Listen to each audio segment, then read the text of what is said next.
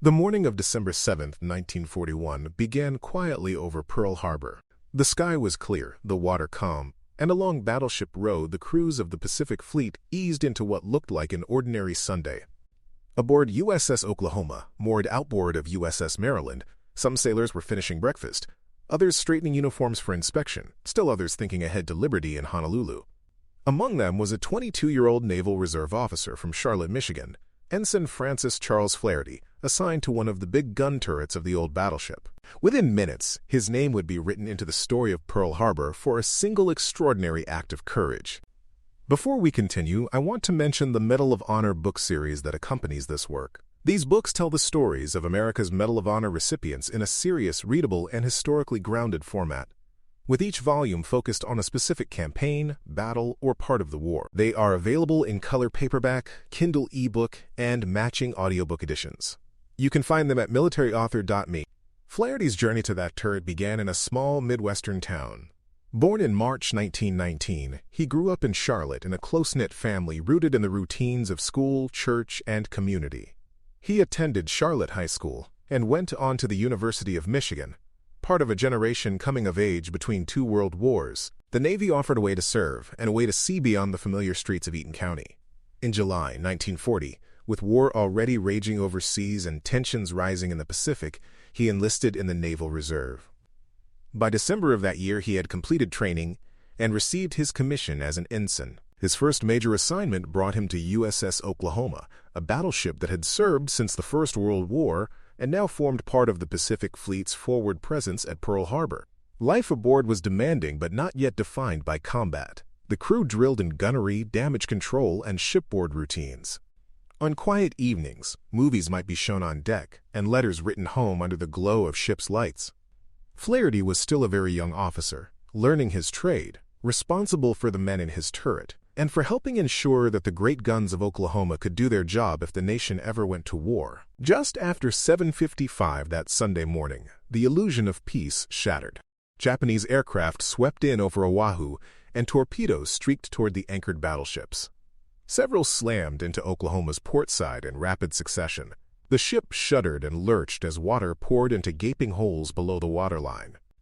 Below decks, men were thrown from bunks and tossed across mess tables. The call to general quarters rang out, but the list to port increased so quickly that sailors had to claw their way along passageways that were turning into steep ramps.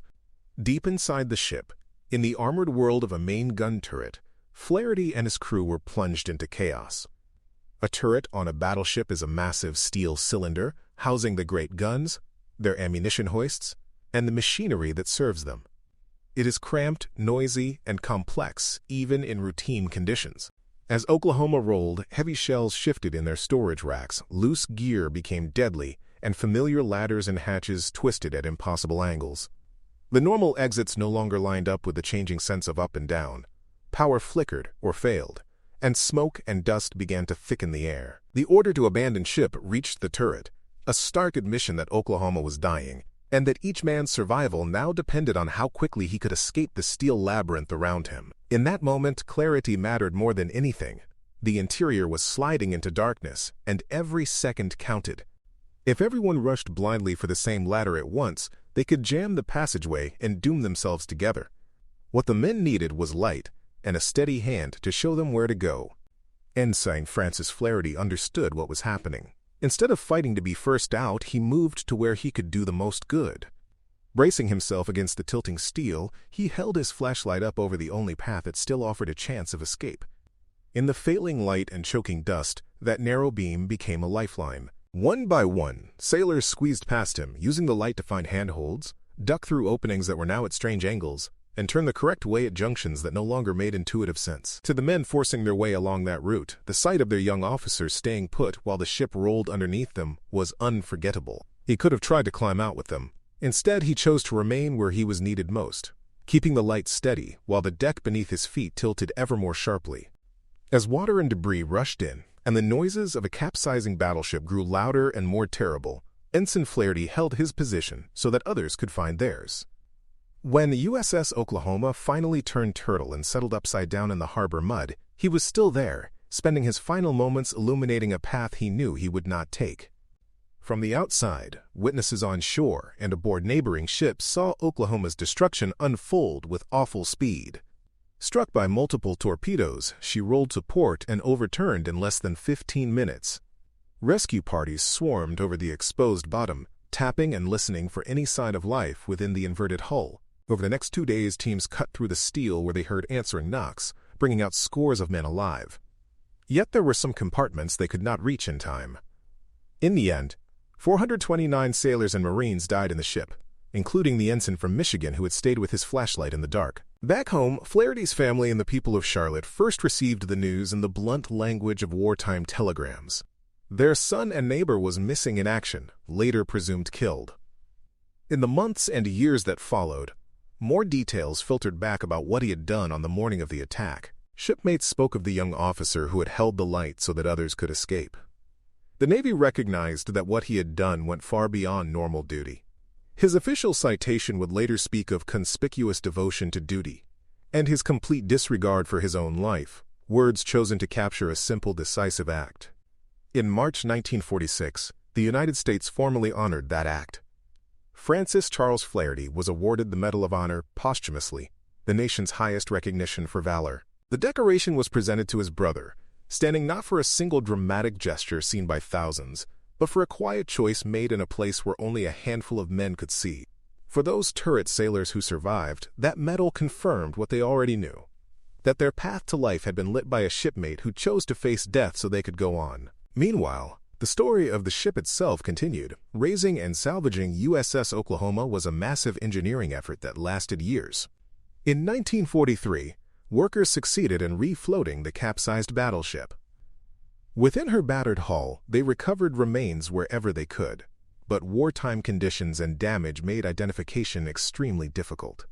Many of the dead were buried as unknowns in the National Memorial Cemetery of the Pacific in Honolulu, their graves marked only by the name of the ship that had carried them into battle.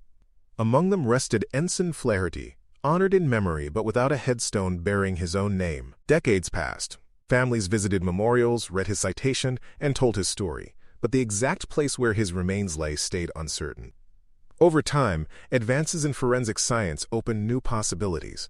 The United States undertook a detailed project to exhume, examine, and, whenever possible, identify the remains of the Oklahoma unknowns. Specialists compared dental records, studied bone structure, and used DNA comparisons with family reference samples.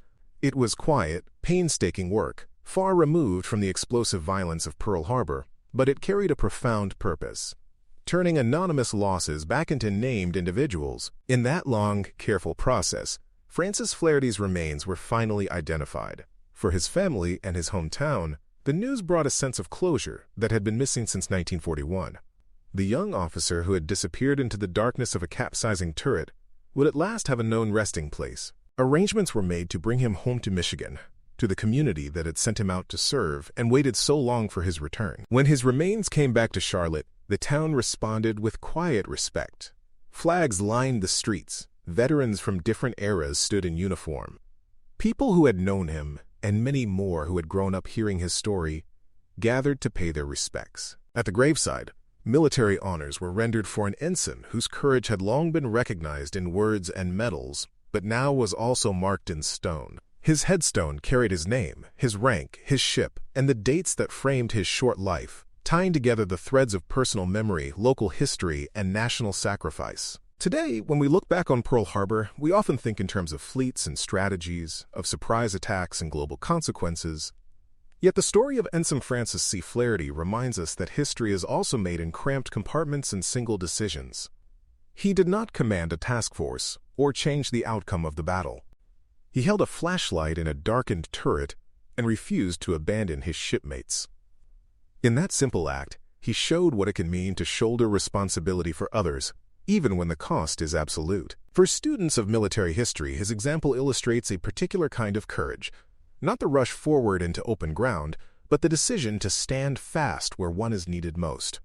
For veterans and those still serving, his story speaks to the bonds that tie crews and units together, the understanding that no one goes alone if it can be helped. And for the rest of us, the image of a young officer from a small town in Michigan, standing firm in the dark so others can reach the light, remains a powerful reminder that the highest form of bravery often looks like steady, deliberate care for the person next to you.